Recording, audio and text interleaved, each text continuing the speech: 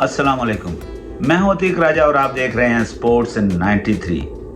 Champions trophy बस शुरू होने को है, कुछ ही घंटे बाकी रह गए हैं। आज का दिन है। कल दिफाई चैंपियन और होस्ट पाकिस्तान और न्यूजीलैंड के दरमियान इफ्तिताई मैच खेला जाएगा 19 फरवरी को। जब से पाकिस्तान का स्क्वाड मुंतखब हुआ है चैंपियंस ट्रॉफी के लिए, उस पे उंगलियां उठ रही हैं, तनकीद हो रही है और ये तनकीद बेजाबी नहीं है। पाकिस्तान के खिलाड़ी जो कि सेंट्रल कॉन्ट्रैक्ट का हिस्सा ही नहीं थे, उन्हें मुंतखब किया गया।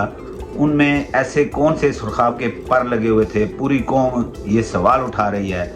लेकिन जो मुंतखब करने वाले हैं, सिलेक्शन कमेटी हो गई, क्रिकेट बोर्ड हो गया, जो भी लोग जिन्होंने टीम को मुंतखब किया है, उनके कानों पे जूं तक नहीं रेंग रही।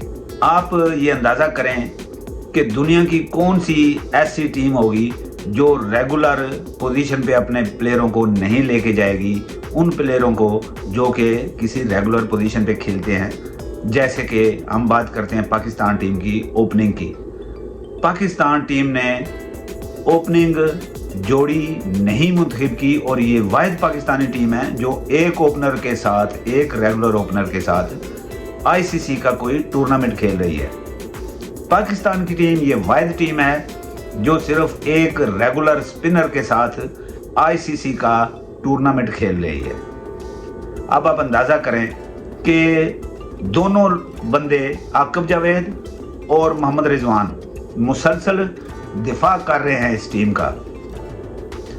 मैं इस वीडियो के आखिर में आप सबसे एक सवाल भी पूछूंगा। उम्मीद है कि आप ईमानदारी से उसका जवाब ज़रूर देंगे। पहले इस स्क्वाड पे बात करते हैं। स्क्वाड पे इतनी ज़्यादा बातें हो चुकी हैं, जितनी भी करें अब उसमें निकलेगा कुछ नहीं, क्योंकि 12 फरवरी तक पाकिस्तान के सिलेक्टर्स के पास, पाकिस्तानी ऑफिशियल्स के पास टाइम था कि स्क्वाड में तब्दीलियाँ कर लेते, लेकिन उन्होंने तब्दीलियाँ नहीं की। अब आपके पास हैं दो मेन बॉलर। पहले अगर बॉलिंग की बात कर लें, आपके पास अब दो मेन बॉलर हैं, शाहीन शाह अफरीदी और नसीम शाह। शाहीन अफरीदी और नसीम शाह इब्तदाई ओवर्स में बॉलिंग कराते हैं नई बॉल के साथ। शाहीन अफरीदी थोड़े से अफेक्टिव हैं, लेकिन मिडिल ओवर्स में वो सीम नहीं कर पा रहे। चाहे नसीम शाह हो चाहे शाहीन अफरीदी हो, वो रन्स नहीं रोक पा रहे। मिडिल ओवर्स में आपके पास था हारिस रऊफ, जो कि बदकिस्मती से अनफिट हो गया। नेट में उन्होंने प्रैक्टिस की, लेकिन वो प्रॉपर प्रैक्टिस नहीं कर पा रहे हैं। इसका मतलब है कि वो कुली तौर पर फिट नहीं हैं। मुझे नहीं लगता कि उनके कोई चांस होंगे चैंपियंस ट्रॉफी खेलने के लिए। तो अब अगर बदकिस्मती से वो नहीं खेलते तो आपके पास तीसरा ऑप्शन क्या है? क्या मोहम्मद हसनैन हारिस रऊफ की तरह बॉलिंग कर सकते हैं? मैंने पिछली एक वीडियो में कहा था कि मोहम्मद वसीम जूनियर और अब्बास अफरीदी ये बेहतरीन ऑप्शन है और इनमें से एक खिलाड़ी को खिलाना चाहिए था। अब्बास अफरीदी सेंट्रल कॉन्ट्रैक्ट का हिस्सा भी हैं और बेहतरीन परफॉर्मर भी हैं। उनके पास वैरायटी भी हैं। मिडिल ओवर्स में अच्छी गेंद कराते हैं, डेथ ओवर्स में अच्छी गेंद कराते हैं। आपके पास हारिस रऊफ हैं जो डेथ ओवर्स में अच्छी बॉलिंग कराते हैं, लेकिन अगर वो टीम में नहीं होते तो क्या हसनैन उनकी जगह उन जैसी बॉलिंग करा सकेंगे? बिल्कुल नहीं। क्या फ़हीम अशरफ जो कि पर्ची पे मुंतखब हुए हैं, मुझे ये कहना पड़ रहा है, जो कि 2 साल से इंटरनेशनल क्रिकेट खेले ही नहीं, कोई वनडे खेले ही नहीं, अचानक उन्हें बांग्लादेश से बुला के स्क्वाड में शामिल कर दिया गया, पता नहीं किसके कहने पे। क्या वो हारिस रऊफ की तरह अफेक्टिव हो सकेंगे? उनकी स्पीड तो 130 तक भी नहीं पहुंचती। हारिस रऊफ तो 150 तक जाते हैं और डेथ ओवर में शानदार बॉलिंग करते हैं। लेकिन अब्बास अफरीदी को मुंतखब नहीं किया गया। वसीम जूनियर जो कि बेहतरीन परफॉर्म कर रहे थे, अगर आपने बांग्लादेश प्रीमियर लीग की परफॉर्मेंस पे मुंतखब किया खुशदिल शाह को या फ़हीम अशरफ को, तो मोहम्मद वसीम जूनियर को मुंतखब क्यों नहीं किया? वो भी तो वहाँ बड़ी शानदार परफॉर्मेंस दे रहे थे। एनीवेज, अब ये स्क्वाड है आपके पास, ये आपके बॉलर हैं। क्या ये बॉलर किसी टीम को आउट करने की सलाहियत रखते हैं? पाकिस्तानी बॉलर लगता है कि सीम करना गेंद को भूल गए हैं फास्ट बॉलर्स। स्पिनर्स की अगर बात करें तो आप सिर्फ एक रेगुलर स्पिनर के साथ जा रहे हैं, अबरार अहमद के साथ। अगर वो परफॉर्म नहीं कर पाता तो आपके पास उसका मुतबादल कौन होगा? आप दिफाई चैंपियन हैं, अपने मुल्क में खेल रहे हैं और अभी 2-3 दिन पहले आप ट्राई सीरीज हारे हैं और एक ही टीम से 2 बार आ रहे हैं, सुलेमान अली आगा और खुशदिल शाह। आप इन पे भरोसा कर रहे हैं, इन पे तकिया कर रहे हैं। खुशदिल शाह इससे पहले भी इंटरनेशनल क्रिकेट खेल चुके हैं, पाकिस्तान की तरफ से वनडे भी खेल चुके हैं, T20 भी खेल चुके हैं। अगर वो इतने इफेक्टिव होते या इतने अच्छे होते या इतनी उनकी क्लास होती तो वो पाकिस्तान टीम में ही रहते, 2 साल तक बाहर ना रहते टीम से और सेंट्रल कॉन्ट्रैक्ट में भी ज़रूर होते उनकी परफॉर्मेंस की वजह से। जब आपने सेंट्रल कॉन्ट्रैक्ट के बाहर से खिलाड़ियों को लेना था तो फिर जिन खिलाड़ियों पे आप खर्चा कर रहे हैं उनको सेंट्रल कॉन्ट्रैक्ट देने का क्या फ़ायदा जब उन्हें आपने खिलाना ही नहीं है किसी इम्पॉर्टेंट इवेंट में, जो कि ICC का इवेंट है। और उससे बड़ी बात यह है कि आप उसके दिफाई चैंपियन भी हैं। तो ये बॉलिंग अटैक आपका किसी भी टीम को आउट करने की सलाहियत नहीं रखता।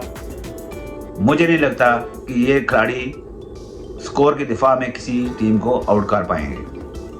आखिरी ओवर्स में भी शाहीन अफरीदी और नसीम शाह अच्छी बॉलिंग नहीं करा सक रहे। नसीम शाह मेरे ख्याल में कुली तौर पे फिट ही नहीं है, उनकी स्पीड में कमी है और वो मेरे ख्याल में जोर भी नहीं लगा रहे कि कहीं फिर से वो अनफिट ना हो जाए। अब अगर बात करें बैटिंग लाइन की तो सबसे पहले तो आप ओपनिंग पेयर ही नहीं लेके गए, रेगुलर ओपनर सिर्फ आपके पास एक है, फखर जमान। मुझे ये समझ नहीं आती, बल्कि पूरी कौम को ये समझ नहीं आ रही कि इमाम उल हक से कौन सा इतना बड़ा जुर्म सरजद हो गया कि इतनी ग्रेट परफॉर्मेंस के बावजूद आप उसे टीम में मुंतखब नहीं कर रहे। और ये इवेंट इतना ज़रूरी था, आपने इसका दिफा करना था और आपको एक रेगुलर ओपनर के साथ जाना चाहिए था, लेकिन आपने रेगुलर ओपनर नहीं खिलाया। वो ज़बरदस्त परफॉर्म कर रहा था वो। लेकिन आकिब जावेद साहब ने कुछ दिन पहले इंटरव्यू दिया, उन्होंने दिफा किया इस स्क्वाड का और उन्होंने कहा जी बाबर जो है वो अफ्रीका में वो तकरीबन दूसरे या तीसरे ओवर में चला जाता था। भाई बात दूसरे तीसरे ओवर की नहीं है, आप उसका रिकॉर्ड देखें, वो तीसरे नंबर पे खेलता है। एक माइंड सेट होता है बंदे का जहाँ पे आप कंफर्टेबल फील करते हो। एज ए ओपनर आपने उसे आजमाया, उसकी एवरेज 18 रन फी इनिंग भी नहीं है, लेकिन अगर आप वहीं पे तीसरे नंबर पे देखें तो 60 से ऊपर की एवरेज से उसने रन्स किए हैं तीसरे नंबर पे आगे। और आप एक नॉन रेगुलर ओपनर खिला के उसे, जो कि दुनिया का नंबर 1 खिलाड़ी है इस वक्त वनडे में, आप उसका कैरियर तबाह करने में तुले हुए हो। उससे बड़ी बात यह है कि अगर आप उसकी जगह उस्मान खान को खिलाएं ओपनर, वो ओपनर खेलता भी है। और अगर बांग्लादेश की परफॉर्मेंस की बात करें तो उसने बांग्लादेश में कम परफॉर्मेंस नहीं दी, लेकिन लग रहा है कि उसे चैंपियंस ट्रॉफी में बेंच पे ही बिठाया जाएगा, गो के उसे मुंतखब कर लिया गया है। लेकिन मुझे नहीं लगता कि चैंपियंस ट्रॉफी में उसे किसी मैच में मौका दिया जाए, क्योंकि ट्राई सीरीज में भी वो बेंच पे ही बैठा रहा है। तो अगर आपने उसे खिलाना नहीं था तो उसे मुंतखब करने का कोई फ़ायदा नहीं है। जिन खिलाड़ियों को आपने खिलाना था उन खिलाड़ियों को आपने मौका दे दिया ट्राई सीरीज में। अगर उस्मान खान से ओपनिंग कराई जाए और बाबर आजम को तीसरे नंबर पे खिलाया जाए तो मेरे ख्याल में थोड़ा सा इशू सॉल्व हो सकता है, चीज़ें सॉर्ट आउट हो सकते हैं और उम्मीद की जा सकती है कि बाबर आजम परफॉर्म भी कर देगा। लेकिन आकिब जावेद साहब और मोहम्मद रिजवान ने आज प्रेस कॉन्फ्रेंस की। उन्होंने कहा जी कि बाबर आजम ही ओपनर जाएगा, हमने इस पे गौर किया, लेकिन हम ओपनिंग पेयर में तब्दीली नहीं करेंगे। एक दिन पहले भी उन्होंने इंटरव्यू दिया था तो हंस के कह रहे थे जी किंग कर लेगा। भाई किंग तो कर लेगा, लेकिन आप उसे किंग की कुर्सी से उतार रहे हैं ना। जब आप किंग से उसकी ताकत छीन लेंगे तो वो किंग क्या कर लेगा। ये एक बिल्कुल नॉन प्रोफेशनल अप्रोच है पाकिस्तानी सिलेक्शन कमेटी की, पाकिस्तानी ऑफिशियल्स की। फिर अगर खुदा ना खास्ता आपका टॉप ऑर्डर, जैसे कि बाबर रन नहीं कर पाए ट्राई सीरीज में भी, फखर जमान ने थोड़ा अच्छा खेला, उसके बाद रिजवान ने अच्छा खेला, सऊद शकील आपके तीसरे नंबर पे आए, वो भी परफॉर्म नहीं कर पाए, कमरान गुलाम नहीं कर पाए। अगर आपका टॉप ऑर्डर खुदा ना खास्ता नाकाम होता है, और ज़रूरी नहीं है कि सुलेमान अली आगा और रिजवान हर मैच में रन्स करें, अगर वो नाकाम होते हैं तो क्या खुशदिल शाह, जिन्हें आपने एज ए ऑलराउंडर खिलाया है, और फ़हीम अशरफ जिन्हें आप एज ए ऑलराउंडर खिला रहे हैं, क्या वो रन्स करके देंगे आपको? क्या आपको उन पे एतमाद है? या आपको तेज़ी से रन चाहिए? तो क्या आपके जो ये लोअर मिडिल ऑर्डर पे आप इन्हें खिलाएंगे तो क्या आपको ये तेज़ी से रन करके देंगे? क्या इनमें इतनी सलाहियत है? बिल्कुल भी नहीं।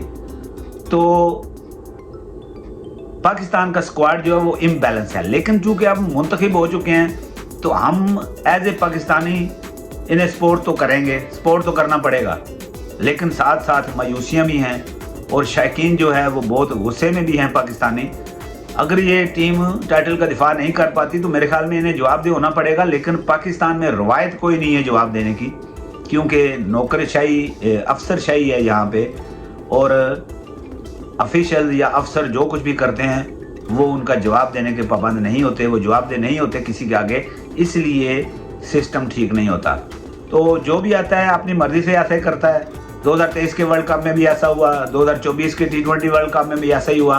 बाहर से खिलाड़ी जो सेंट्रल कॉन्ट्रैक्ट का हिस्सा ही नहीं थे उन्हें खिला दिया गया। ICC का जब भी कोई टूर्नामेंट आता है तो ऐसा ही होता है, पर्चियाँ चलती हैं और जो खिलाड़ी सेंट्रल कॉन्ट्रैक्ट का हिस्सा होते हैं, परफॉर्म भी कर रहे होते हैं, उन्हें मौका नहीं दिया जाता, बाहर बिठाए जाते हैं। उस्मान खान को मेरे ख्याल में इसलिए मौका नहीं दिया गया ट्राई सीरीज में कि अगर वो रन कर जाते तो किसी ना किसी प्लेयर को बाहर बिठाना पड़ता, उन्हें खिलाना पड़ता, क्योंकि प्रेशर और ज़्यादा आ जाता, इसलिए उसे मौका ही नहीं दिया गया। तो अब एक इम्बैलेंस टीम के साथ हम चैंपियंस ट्रॉफी खेलने जा रहे हैं। चूँकि हमारे पास अब कोई मौका नहीं रहा, आरएस रऊफ भी अनफिट हैं, उनकी जो है उनका खेलना जो है 100% नहीं है कि वो खेलेंगे या नहीं खेलेंगे। तो आप एक लूली लंगड़ी बॉलिंग अटैक के साथ जा रहे हैं और एक कमज़ोर बैटिंग लाइन के साथ आप चैंपियंस ट्रॉफी खेलने जा रहे हैं और उसका दिफा करने जा रहे हैं। बहुत कुछ कह दिया, आप और क्या कह सकते हैं। तो मैंने कहा था कि आखिर में एक सवाल आपसे करूंगा, नाज़रीन से सिर्फ एक सवाल है मेरा, कि क्या आप ये समझते हैं कि पाकिस्तान का स्क्वाड जो मुंतखब हुआ है, क्या हकदार खिलाड़ी उसमें आए हैं और क्या ये सिलेक्शन मेरिट पे हुई है?